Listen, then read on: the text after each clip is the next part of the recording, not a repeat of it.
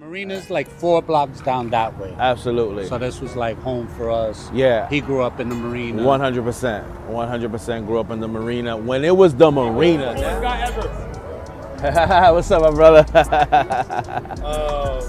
It was international players here from all over, and they would come and drop their foreigns and leave it right here. This is the place to show off, right? Yeah, I mean, this is kind of like, you can't say that you're this big thing, and then when you get to New York, you can't even get in the Marina. Yeah, you can't even get in the Marina. Puerto Rican, Dominican, they dropping their foreign cars, coming in here, leaving in here. Sergio Vargas was there one time, and that shit was crazy packed. I didn't even know it was that. I walked in, bumped into my mother on the table.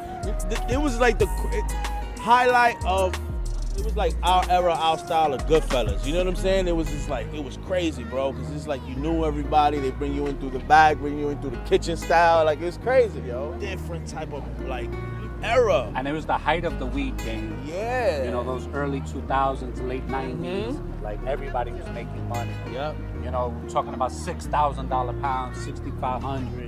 It was a special moment in time. It was a special moment in time, brother. The hood was, bro, the hood was different.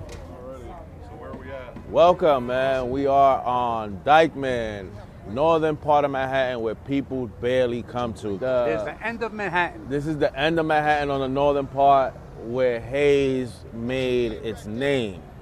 Home of the Hayes. This is definitely home of the Hayes, Dykeman, baby. We here, and you know, obviously I'm here with the legendary Kev.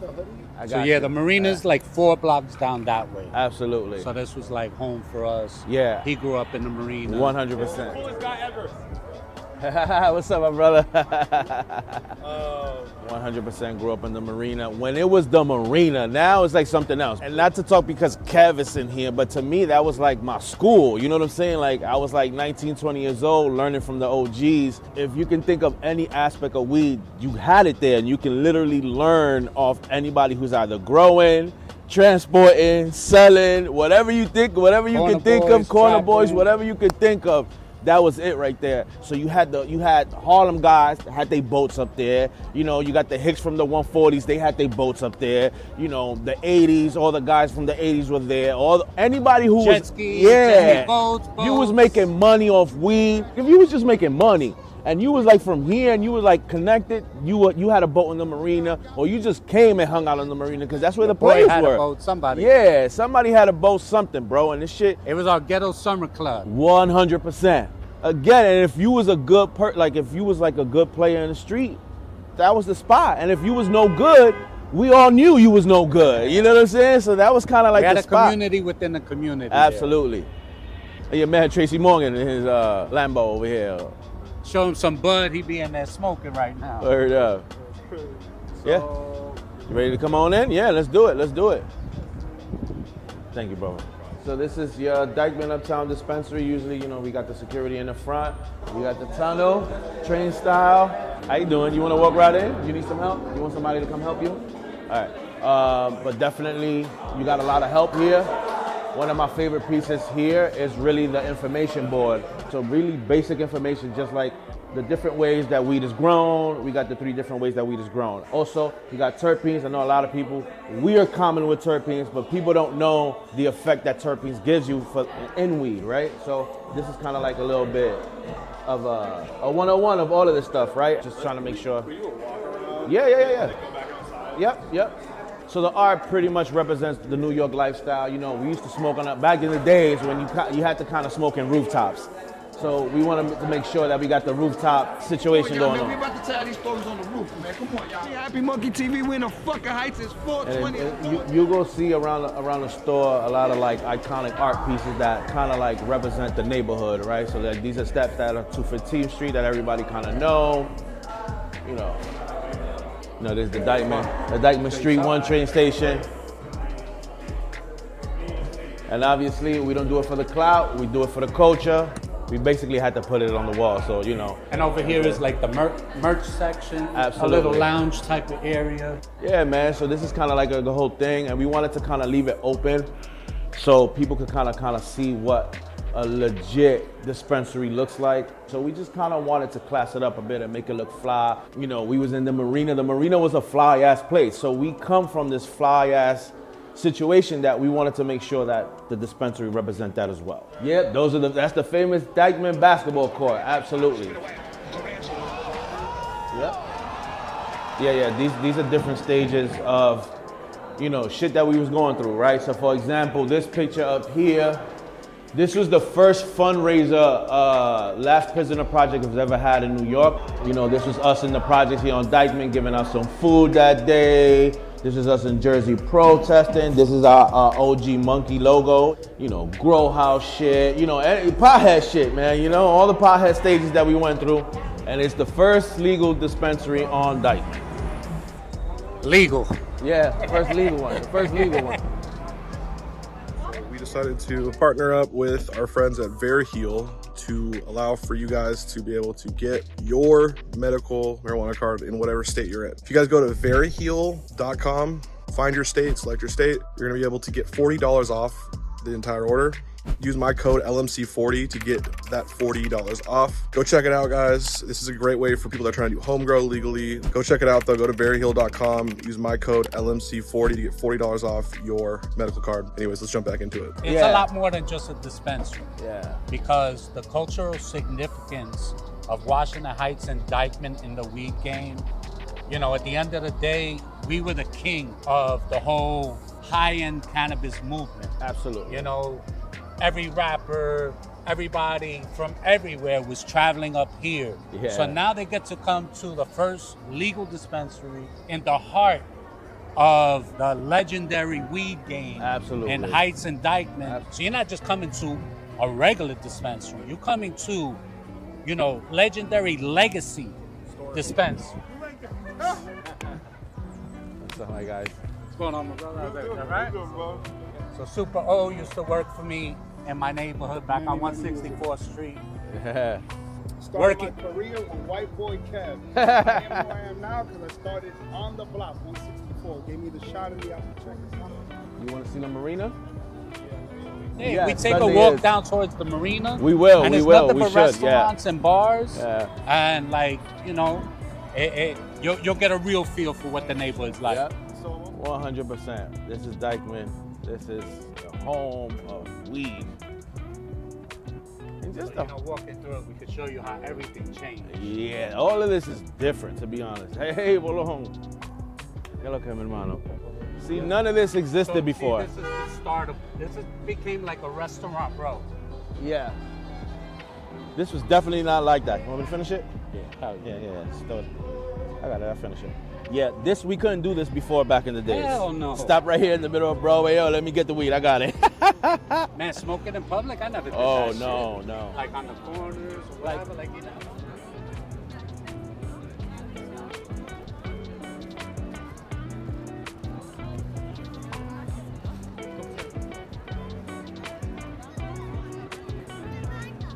So this is the last store here. Yeah, this has been here This forever. was here, before the Marina.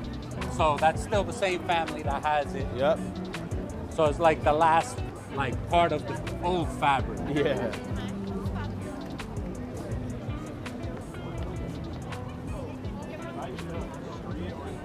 This is a street. Got a light, anybody? Oh yeah, I got it. All right. Yeah, all there was This nothing is where here. you'd find all the cars being stripped. Yeah, under these tunnels right here, that's where all the cars would be left, abandoned, stripped, burnt down. All the insurance jobs were done here.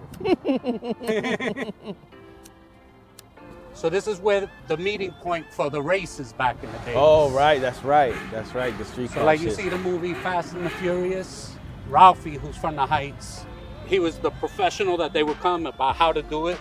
So what they would do is all the cars would go and shut off the highway, just park up. It was crazy. That's why I think it's crazy that Fast and the Furious hasn't done a New York version. Yeah, so Marina's to the left. What we consider the Marina's to the left right here, this part, right? There's another part that's to the right that Kevin them own as well, which is the performance, the club, the stage, and all that stuff. But to the left right here, what we're looking at is where the actual boat basin was. This is where all our friends had our boats, and it was private. You couldn't go in there unless you had a boat, right? Or unless you knew someone, right? So it was crazy. And Sundays was my biggest day. Like today, the cops would have had a barricade 4 blocks down. Shit And no was cars crazy. could come down. This shit was crazy. Like, I don't think people understand. Like, there was like all sorts of foreign cars coming up here. It was a car show. It was crazy. It was insane, yo. Like, yeah, this shit was crazy back then. What?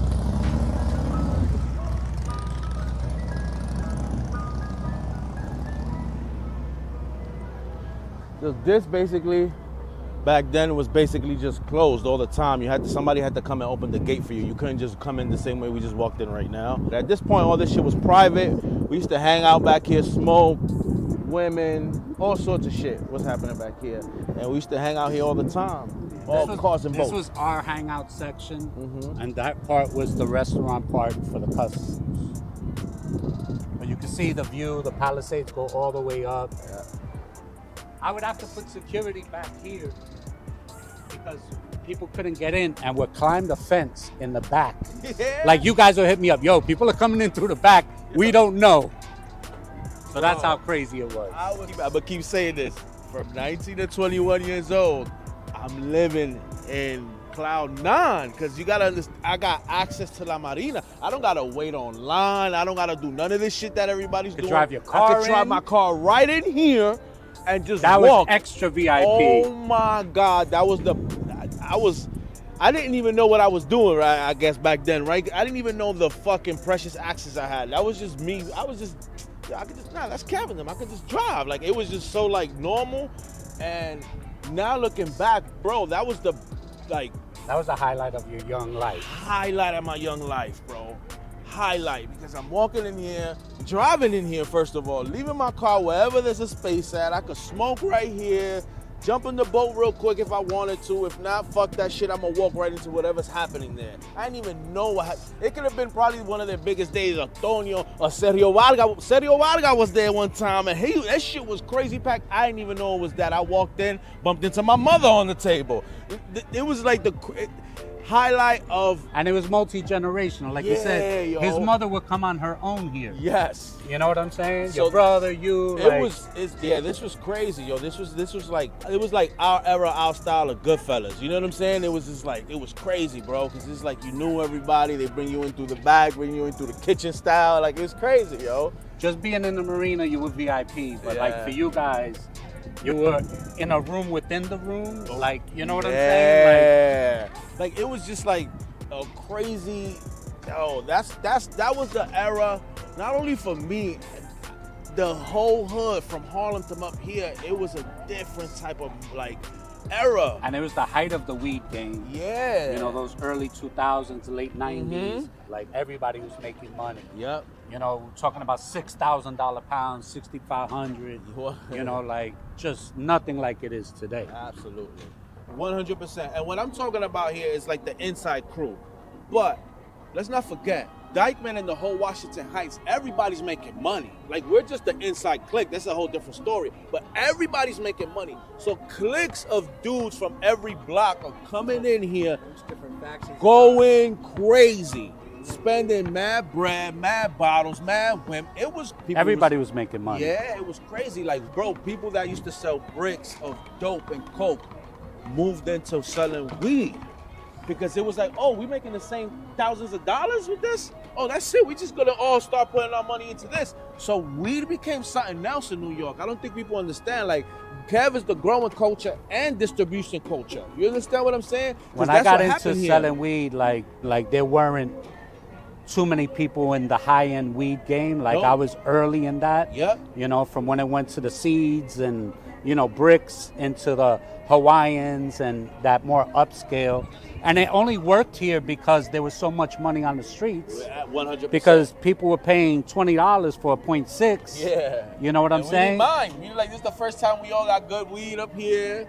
That was bragging points. You go other places and people see that weed and they're like, whoa, I ain't never seen no shit like that. Where's that from? That's the Heights. That was the best bragging rights I've had. Like, yeah, I was from Uptown.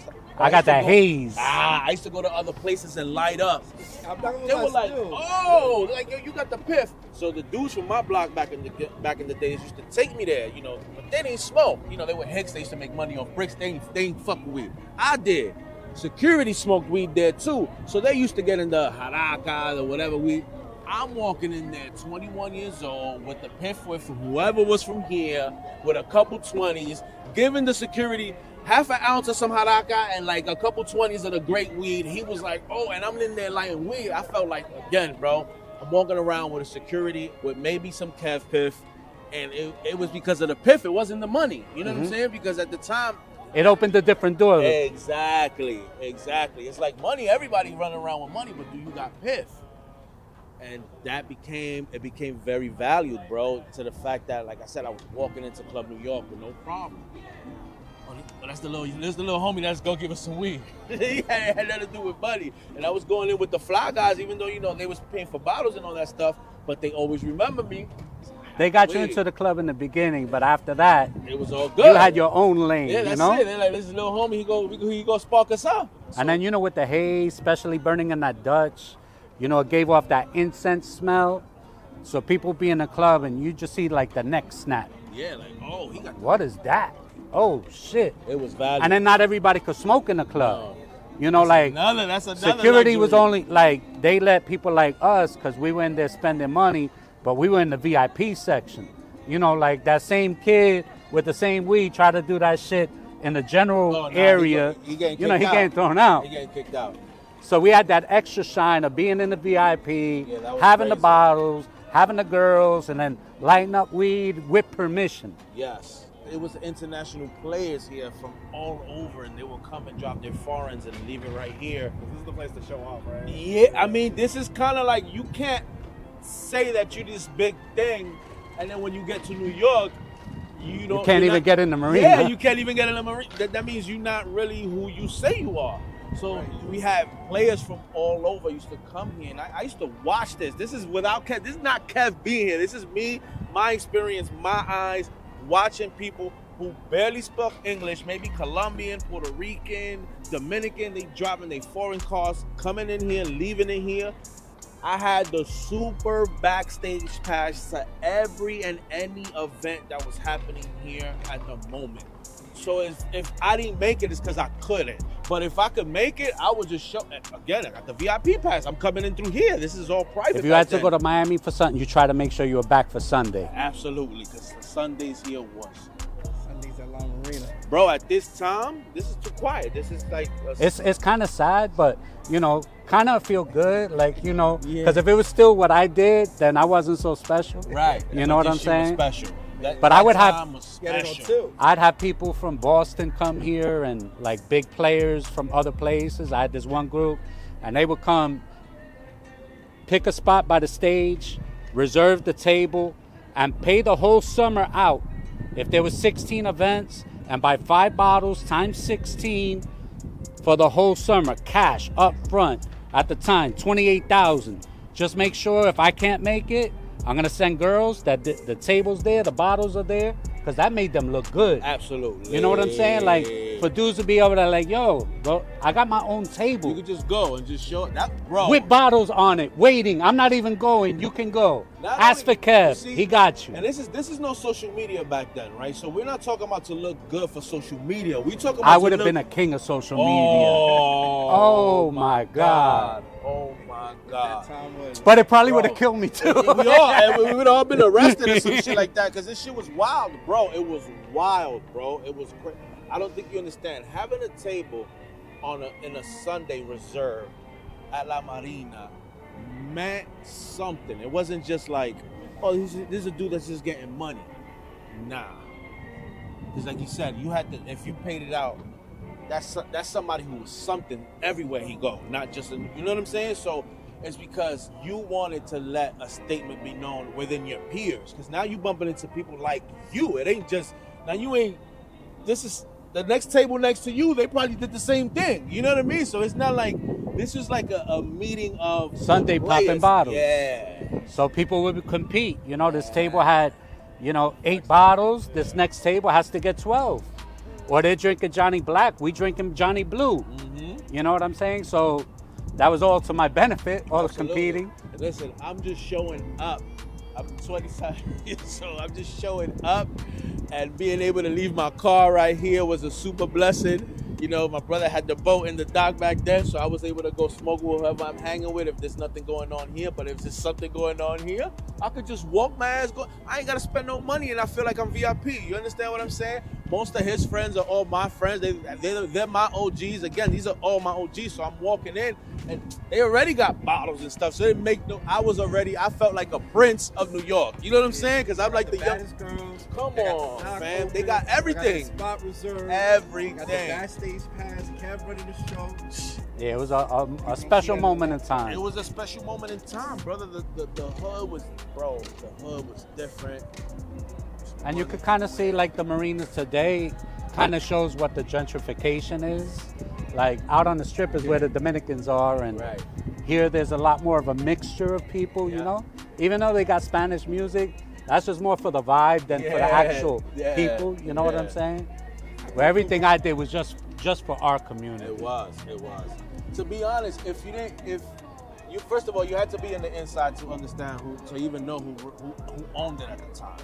Because if you didn't know, you kind of thought that the owner was Dominican, straight up and down, because Kev is Dominican. But you kind of like, you walked in and you don't know. You wouldn't know that Kev and his brother are two white guys from 164. Like, you wouldn't know this because you just walk in and it was mad Dominican. It was lit, bro. Sundays was crazy. Then he had whoever was the top performer coming at the time.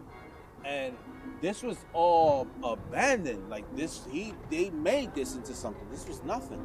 You're all set for the day. Everything packed and ready. Until things don't go quite as planned and what you're carrying loses its freshness. That's where the Lobo Labs Hash Locker steps in. It keeps your essentials cool and organized with built-in compartments and an ice pack for ultimate protection. Plus, it's made from recycled materials, so you're helping the planet while keeping your stash in perfect shape. Don't let the heat ruin your plans. Get your Hash Locker today. What happened with it? Like, if you're okay talking about it. Nothing. They had us under investigation because, you know, at that time, that's when people started like snitching hard body and stuff. And then, you know, a lot of people really didn't know my business. So people said things about me that weren't true and gave us unnecessary attention. So, you know, knew we were under investigation. So I definitely wasn't doing anything to get myself caught. And at this point with the Marina popping, I'm looking to transition into doing more marinas. Right. Like I'm looking to leave the weed game, not get bigger in it. Right.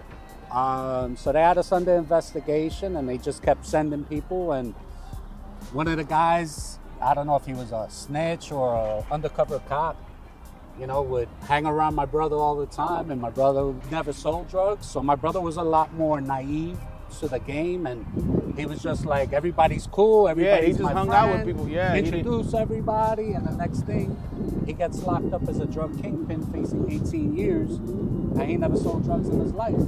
You know, crazy. He had drinking problems, and you know, he had his own demons, but selling drugs was not one of them. It was to get me out of here. You know, I never got caught. So these cops, you know, it was personal for them. You know what I'm saying? So now they see me escape the streets, do something that was like iconic. Yeah. And that shit just pissed them off. So they would try to fuck with me in every which way. But, you know, I'm not dumb.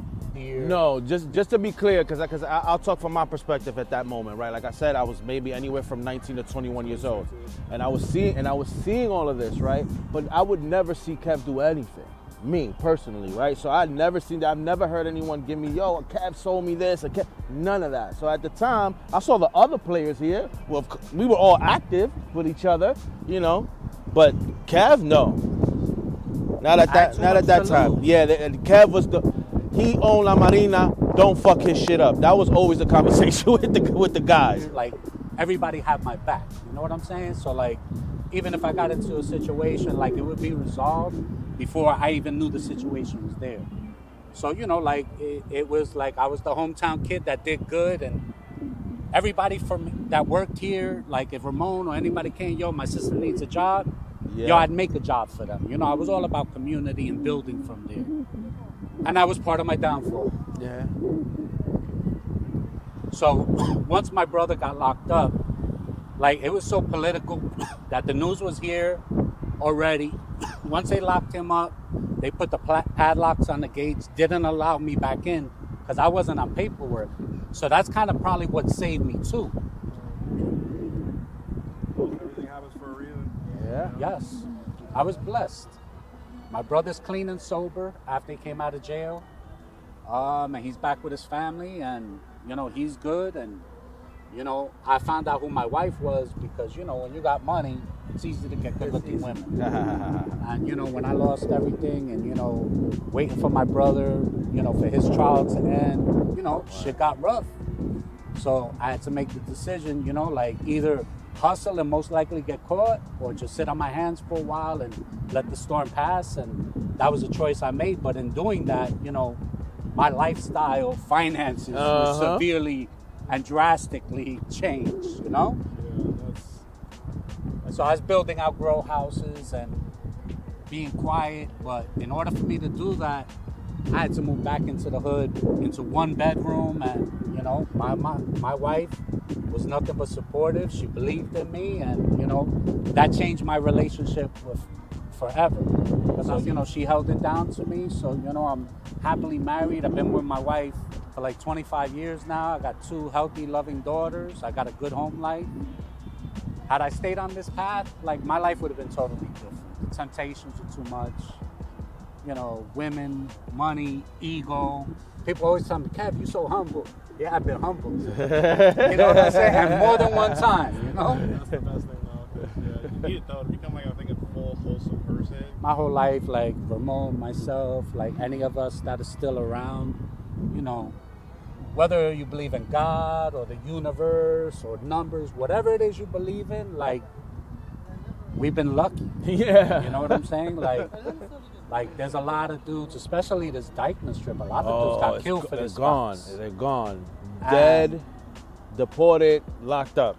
So, Gone. you know, I know that whatever being is more powerful than us, you know, looked out for people like us. And, you know, you can't fight that. You have to appreciate it, recognize it. Yeah. And, you know, that also made me a better man. Does the changes that's happened here mirror the changes that's happened on the overall in terms of the cannabis world? Like, it kind of does, because the neighborhoods aren't the same, the players aren't the same. The money on the streets is not the same. The weed is not valued that it was back then. It's not as valued as now. It's not the same. I see some good ass weed from out west that's $700 a pound here, bro. That's insane. You know, like, that's insane. So it's not the same. But I think this definitely reflects what's been happening to the rest of the neighborhood. Generations has changed. Things have changed, and most of those guys are dead and gone. A lot of them are gone, locked up, dead or deported. Besides me and you, your brother, like, there aren't too many that were back here that are relevant, alive, you know. Yeah, no. So I think that's kind of why, like, you see, like, the neighborhood has gotten better with gentrification in a lot of ways. Yeah, better buildings but and clean it up. The younger kids are wilder now than ever before, and I think that's because the war on drugs took so many of us off the streets, and we were the guiding light to tell the young kids, yo, there was order. Don't do this dumb shit. There You're was gonna order. fuck up my money on the block. Well, you want to make money? There's how you do it. There was Act order. a certain way. There was order. And I think the whole war on drugs took away a lot of the OGs in the neighborhood that, you know, would kind of keep the young kids in check. And now you remove all those guys, and these kids are raising themselves, and they're being influenced by, like, social media or the music and thinking it's not about making money at this point. It's about just crashing out. Yeah. There's no, because, like, you look at, like, Chicago. Well, when you put in any neighborhood, in any condition, if you take away order, and even though drugs might have been immoral, it brought money. If you take away whatever's the cash cow of the poor neighborhood, and you insert guns, now you got young men with raging hormones with only guns, no money, no production, no something. Because for me, at least, and I saw adding that the cops aren't working anymore. Oh yeah. You know what I'm saying? Because they don't want to get sued. The cops is not, they don't want to go to jail. Like, they took away like anything. There's overcorrections. And we went from a militant state of police that harassed us, abused us, and violated us in every single way to up. now, like, up. these kids are just running rampant. And, you know, the cops are too busy on their phone, or they don't want to get involved unless they have to. That now kids are getting locked up with guns and getting out. Like, man, we got locked up with weed and they weren't trying to let us out. Yeah, so imagine. So bail reform went too far. You know what I'm saying? Yeah. Because of how crazy it was back in the days. You know, like, my brother laughs all the time. When he got locked up, his bail was $1 million. And the case was weak. The feds dropped it. It became a state thing. That's how you know how weak the case was. 100%. And now you're seeing people do the most outlandish shit and getting out on $500 bail. They all telling, Kev. That's really what it is. Yeah. They all just telling. It's cool now, I guess. They all just telling. And then, like he was saying about the money, you start taking away our cash cows. Yeah. Now people are starving, and you know, at the No end of the production. day, when there's no money on the streets and people still gotta eat, and you know, kids are wilding out just to get some paper. Yeah. And most of the ways people see to make the money is by robbing and stealing. Yeah.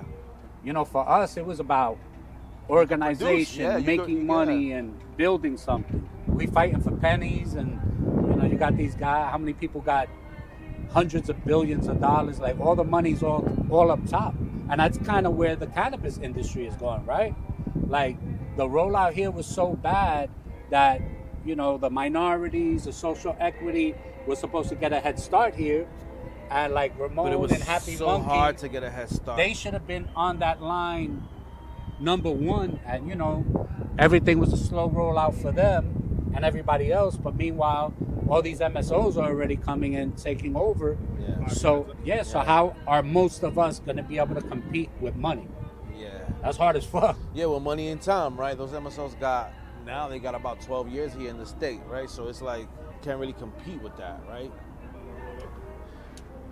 But now that we're here, I think the game is going to change in New York because of this, right? The one thing that even though it was a slow rollout, but what I think the change here is that it's gonna benefit us because of that slow rollout is the growing situation, right? Everywhere else they kind of started out with the bomb weed and it went crazy and everybody was running crazy to those dispensaries, and then it kind of dwindled over time. Here it's kind of going the reverse route, right? Because the product was garbage last year, right? And now the shit is changing. Everybody got a couple crops in, whether it's indoor, outdoor, greenhouse. Now shit has changed. Product is only getting better. To catch up with the market. Exactly, and prices is starting to catch up with the market. So all these things are coming along. That's what we're seeing. And even with it coming out slow, like, a lot of us have got to reconnect and support each other. Yes. You know, and that helps give us that advantage we need to compete with the money. Yes. And, you know, like, just like anywhere, I guess, but, you know, New York loves its own. So the hometown love that we get and support, you know, is really going to be the biggest difference why we get to become our own MSOs. Yes, sir. Yes, sir. Yeah.